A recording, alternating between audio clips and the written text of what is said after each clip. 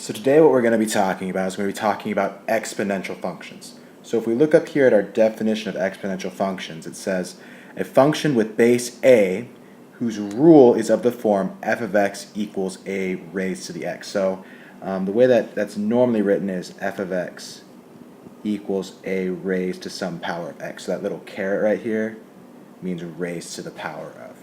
Okay, so let's just look at a couple of examples of what this looks like. So if I have f of x equals 10 raised to the x power. That is an exponential function because I have that 10 raised to that x power. If I had f of x equals 1/2 raised to the x power, that would be an exponential function because I'm raising some number 1/2 to the x power. Now, exponential functions are important and they're special because what they are is they're multiplying the same number over and over and over again. So this 10, if I had 10 to the third power, remember that means 10 times 10 times 10. So what's going to happen is as I plug in more numbers, these numbers are going to get really big really quickly because I'm going to be multiplying to like 10 by 10 by 10. So I'm getting to the thousands when x equals 3. In this case down here, if I have 1/2 raised to the third power, that's going to be 1/2 times 1/2 times 1/2. Or that's going to be 1/8. So these numbers are actually going to get smaller as time goes by. So exponential functions are numbers that are being multiplied by themselves multiple times. So they can get really, really big really quickly or really, really small really quickly. So we're starting now. Last week we learned about just the general rules of exponents. Today we're starting with exponential functions. And what we're going to be doing today is we're going to be looking at the graphs of these exponential functions. Now there are special qualities based on what power or what base we're using, not what power, but what base we're using. So like I said in the previous example, I had 10 to the x, and I said that's going to get bigger really quickly. So if that a value, or in this case, in our last one was 10, but if that a value is greater than 1, this is what's known as exponential growth.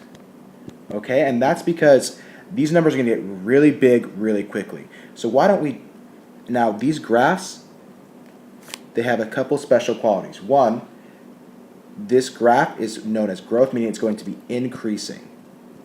The graph is going to get bigger. As x gets bigger, y is going to get bigger.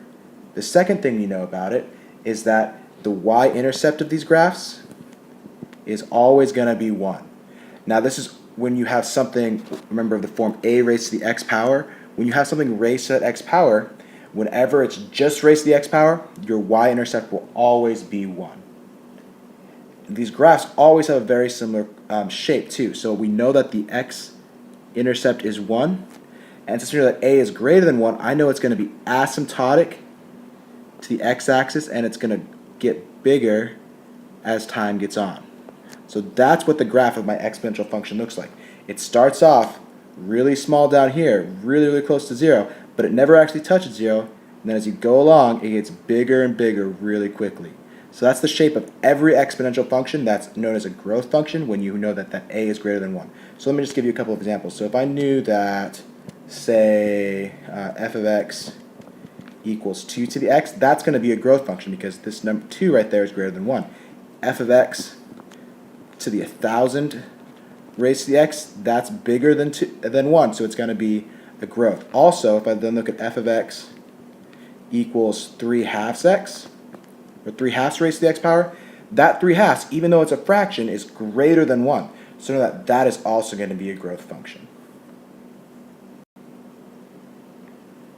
Now if I look and I see when a is between 0 and 1, meaning when it's a fraction between 0 and 1, this is what's known as decay.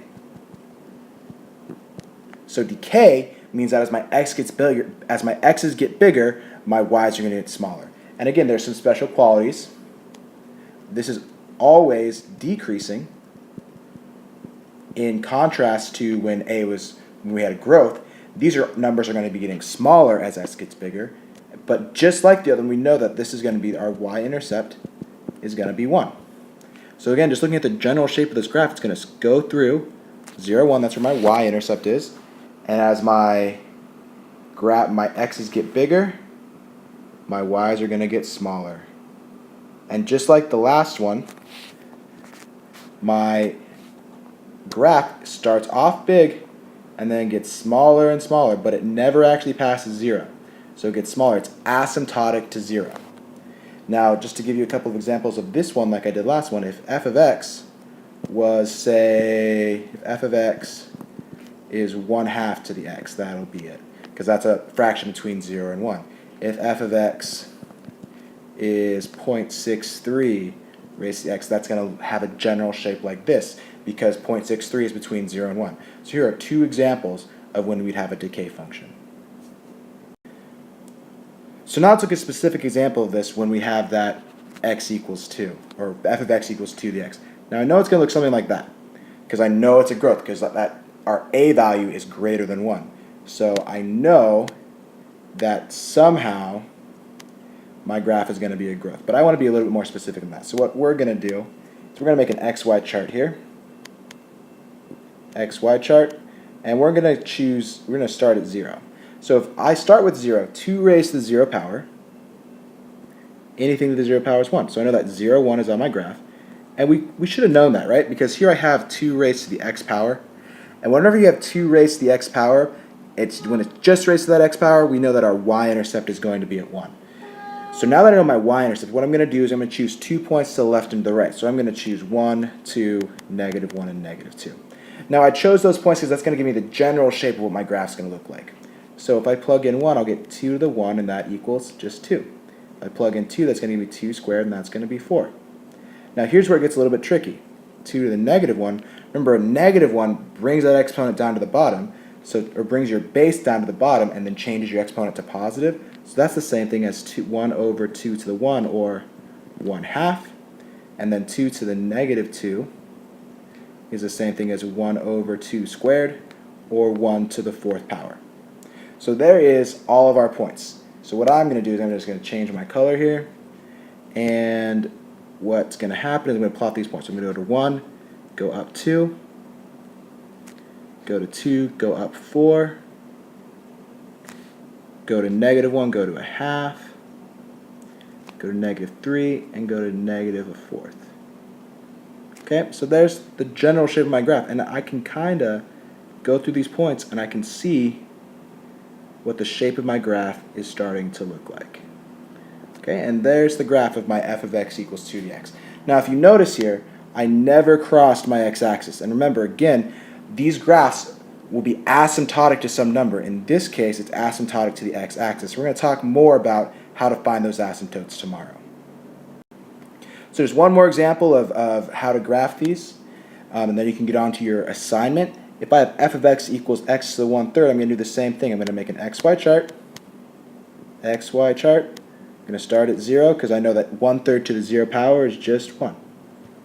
Now I'm going to plot that point right there.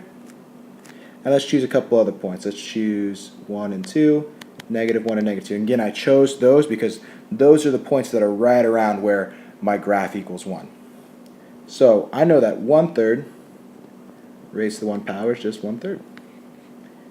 1/3 to the 2nd power is going to be 1/3 times 1/3, or 1 to the 9th. Now let's choose this 1/3 to the -1. Remember, that's going to flip our numerator and denominator, so that 1's going to come down to our denominator, that 3 is going to go up to our numerator. So that's going to be 3 over 1 to the 1 power, or just 3. And then -1/3 to the -2 power is going to do the same thing of flipping it, but it's going to be 3 over 1 squared, or 3 times 3, which is 9. Okay, so now let's plot these points. So I know that at 1 it's going to be at 1/3. At 2 it's going to be at 1/9, which is a little bit smaller than that. And there's those 2 points. At -1 it's going to be up at 3. And at -2 it's going to be up at 9. So this one increased a lot faster than the one we did with 2 to the x. But this one also differs from that one because it's a decay. So looking at my graph, there's the general shape of my graph. Now, as I plot that, I should have known this was decay from the beginning, that it was going to start off really big and get really small because of this 1/3 right there. That 1/3 tells me that told me that this was going to be a decay, because that is between 0 and 1. Okay? So remember that exponential growth gets really big really quickly. Exponential decay gets really small really quickly. And now we're going to practice this by graphing these exponential functions. Tomorrow we're going to talk a little bit more about how to graph, looking for the asymptotes, how these graphs translate. But today we're just graphing these simple functions where you just have some base raised to the x power.